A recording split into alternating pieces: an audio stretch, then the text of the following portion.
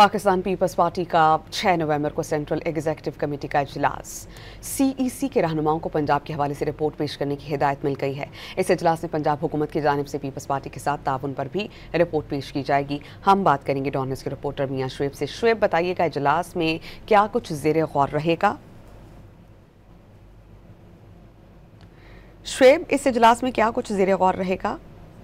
जी बिल्कुल, peoples party की 6 नवंबर को सेंट्रल एग्जीक्यूटिव कमेटी का जो इजलास है उस हवाले से पंजाब के सीईसी के जो रहनुमाओं को इजलास में पंजाब के हवाले से रिपोर्ट पेश करने की हिदायत जारी कर दी गई है। पंजाब हुकूमत की जानिब से पीपल्स पार्टी के साथ जो तावन पर रिपोर्ट वो भी इजलास में पेश की जाएगी। और ज़राए ने यह भी बताया कि पीपल्स पार्टी पंजाब के रहनुमाओं ने गुज़िश्ता सीईसी इजलास में हुकूमत से अलहदगी पर जोर दिया था और पीपल्स पार्टी की क़यादत की जानिब से जो इजलास में 1 महीने का वक्त दिया गया था कि उसके बाद इस हवाले से फैसला किया जाएगा। और पंजाब के ओहदेदारों की जानिब से पंजाब की तंजीम के हवाले से रिपोर्ट भी जो है वो इजलास में पेश की जाएगी। इसके साथ साथ पंजाब में बल्दियाती इंतखाबात की तैयारियों के हवाले से भी आगाह किया जाएगा। और ज़राए ने यह भी बताया कि लाहौर की सदारत की नामजदगी और तंजीम के हवाले से भी जो इस बार की सीईसी के इजलास में जो है वो फैसले मुतवक्के हैं। जी बहुत शुक्रिया, आप हमें अपडेट कर रहे थे मियां शुएब।